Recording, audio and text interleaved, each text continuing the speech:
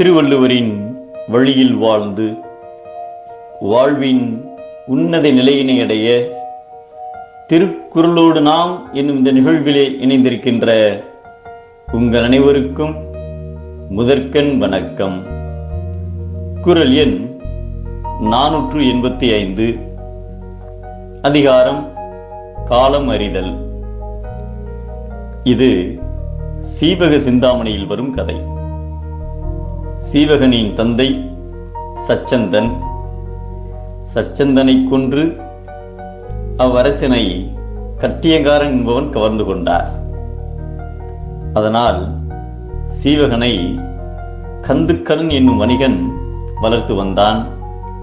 பின்பு அச்சநந்தி என்ற பெரியவரிடம் அவரை கொடுத்து விட்டதால் அவரிடம் பல கலைகளை கற்றுக்கொண்டிருந்தார் சீவகன். ஒரு நாள் வணிகன் சீவனிடம் உண்மை நிலையை உணர்த்த எண்ணினார். உடனே சீவனுக்கு ஒரு கதையை கூறுவதாக வணிகன் கூறினார். அதை கேட்டதும் அந்த கதையை அன்போடு கூறுக என்று கேட்டார் சீவகன்.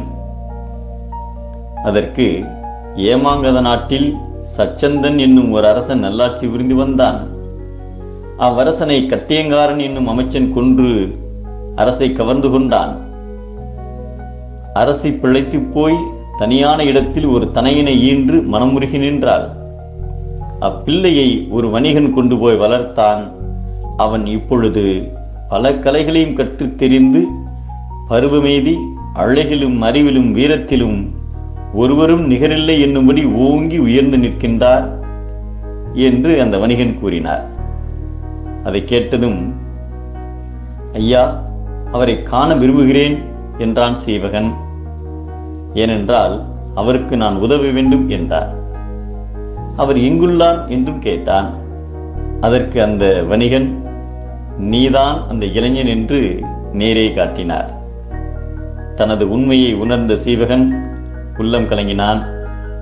தன் குலப்பகைவனை கொன்று இப்பொழுதே நாட்டை பிடிப்பேன் என்று கொதித்து எழுந்தான். அதற்கு வணிகன், இன்னும் ஓராண்டு வரை நின்னை யார் என்று வெளிப்படுத்தாதே. அந்த ஓராண்டிற்குள் நல்ல படையையும் துணையையும் அடையப்பெறு, அதன் பின்பு படையிடு என்றார். அதன்படியே உடனடியாக படைகளை திரட்டி அவர்களுக்கு பயிற்சி கொடுத்து ஒரு 6 மாதம் காத்திருந்தான். தகுந்த சூழ்நிலை வந்தவுடனே போர் தொடுத்தான். அரசினை வென்று ஆட்சியை பிடித்தான் சீவகன். உலகம் முழுவதையும் கைக்கொள்ள நினைக்கும் ஒருவர் தனது வலிமை மிகுதியாக இருந்தாலும் அதை கருதாது செயலுக்கு ஏற்ற காலத்தை எதிர்பார்த்து காத்திருப்பர் என்பதை காலம் கருதி இருப்பர், கலங்காது ஞாலம் கருதுபவர் என்கிறார் நம் தெய்வ புலவர் திருவள்ளுவர்.